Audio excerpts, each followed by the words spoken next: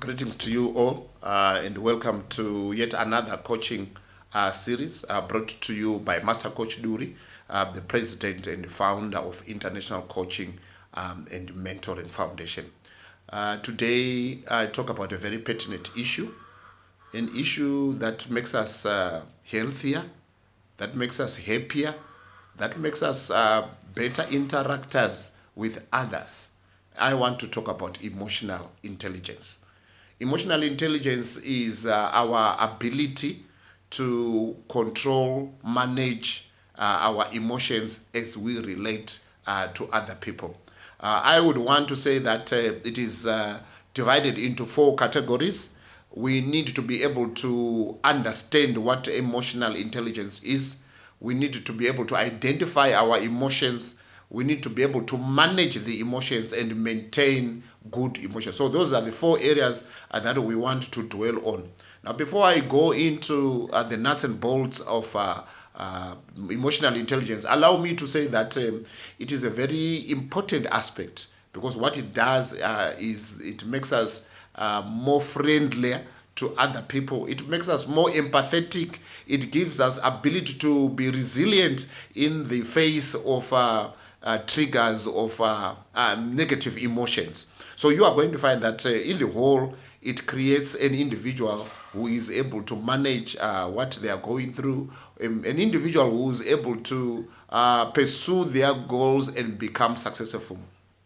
Those of us that are in leadership, it is imperative that we develop this skill. Now, the good part, the good news about emotional intelligence is that it is a learnable skill. This is the good part. So what it means is it takes the willingness of an individual to be open-minded and to be ready to receive and to be trained, to be coached through a process of understanding their emotions, ensuring that their emotions are always such that they create better emotions as well in other people. So this is what we are talking about. An interesting research was done by the Harvard University. And what they found out was that their graduates were not doing so well, despite their high academic levels. I think we know what Harvard University can do in terms of products, in terms of churning out the best students in terms of technical competence.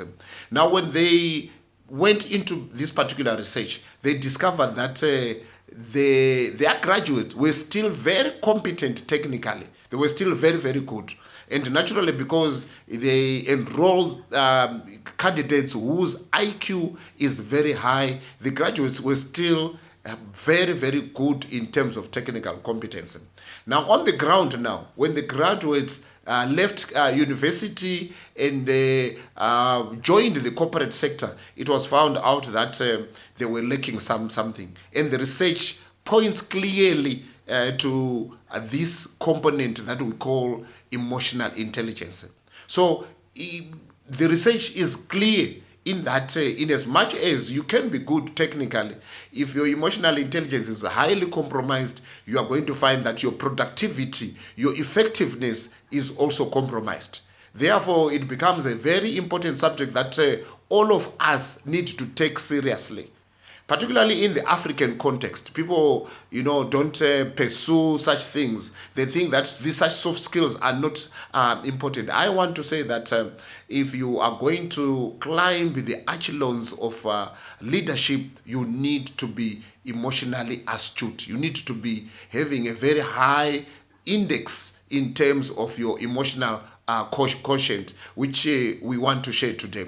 Like I did say, we want to talk about our ability to understand our emotions. You need to understand yourself. What kind of a human being are you regards your emotions? You need to be able to understand who you are emotionally.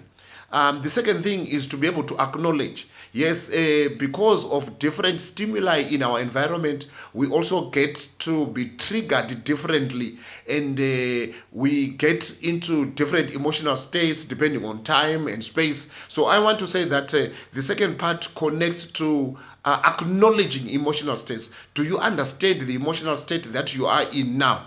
What does it mean? What does it entail? How does it reflect and impact on the other people that you interact with? So it could be at home, it could be at school, it could be in the workplace. So number 2 is the ability to acknowledge. If you are not happy, you are sad, you are moody, you need to be able to acknowledge that this is the state that you find yourself in. Now, before we go to the next point, once you are in that state, you also want to find what are the triggers, what triggered you to get into that emotional state. Now, emotions can be classified as positive and as negative. We have positive emotions.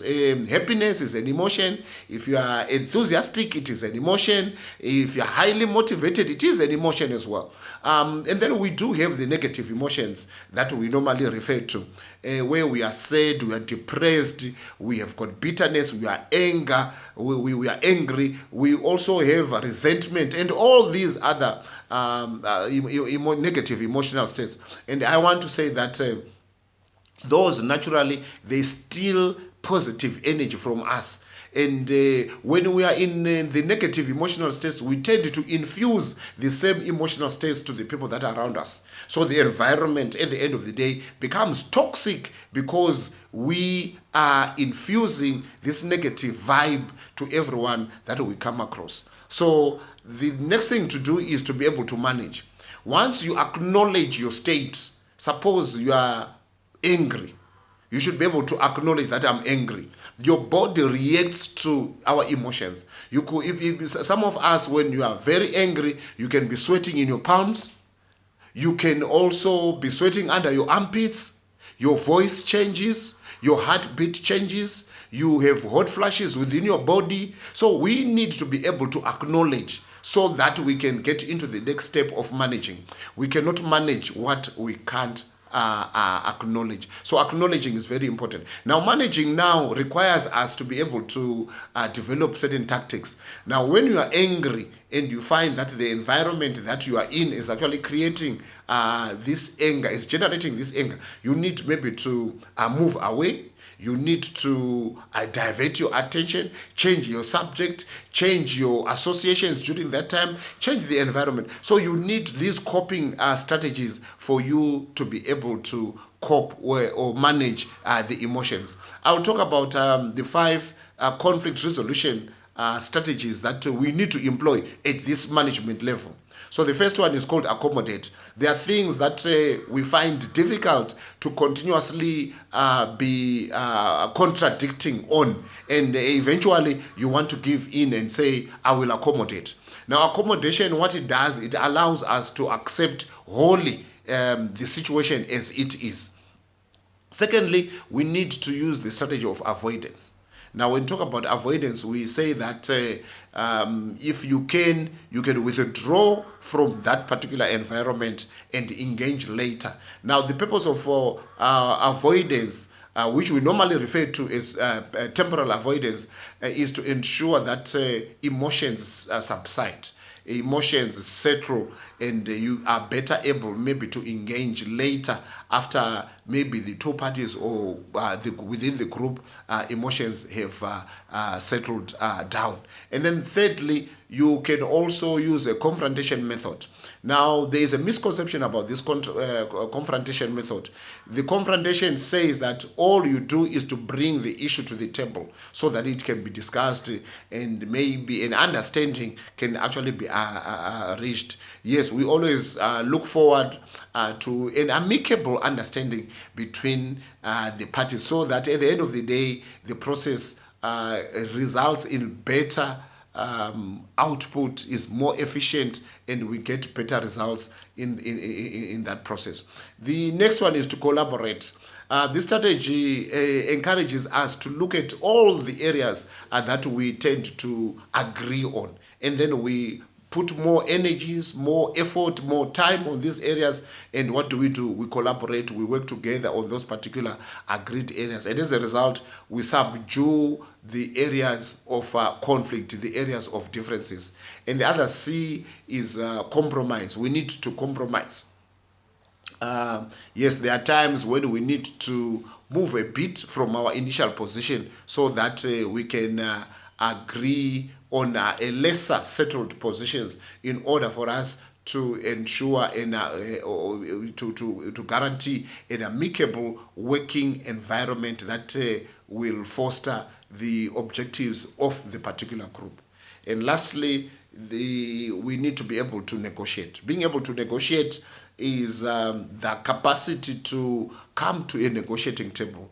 At times people really do not want to engage, and we are saying that in just engaging, just showing up, it is 80% towards resolving our conflict. And we encourage people to do this because it helps. So on managing, these are some of the strategies. So the tool that I've given you is that of conflict resolution. You can actually use it in the process of managing. And lastly, you want to maintain. How do you maintain an upbeat environment, an upbeat character, and highly enthusiastic character all the time? And when you are like that, you tend to attract people around you, and you attract people that are enthusiastic, people that want to share the same energies with you.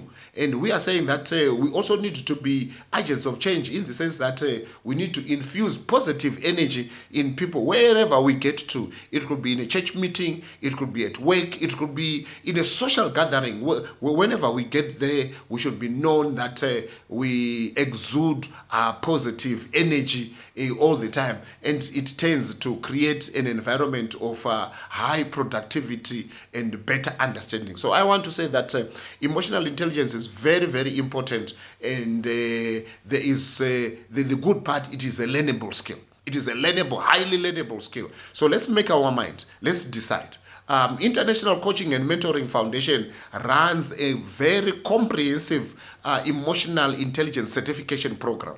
Now this program is targeted for managers who would normally find themselves in a conflict resolution position, where they want to bring two parties together, and it gives them all the necessary skills, tools, strategies for them to be able to manage emotions better. And I want to encourage you to enroll. All you need to do is visit our website, www.intercoachingmentoring.org, or you can email us info at intercoachingmentoring.org, or you can call +263 773 522 350.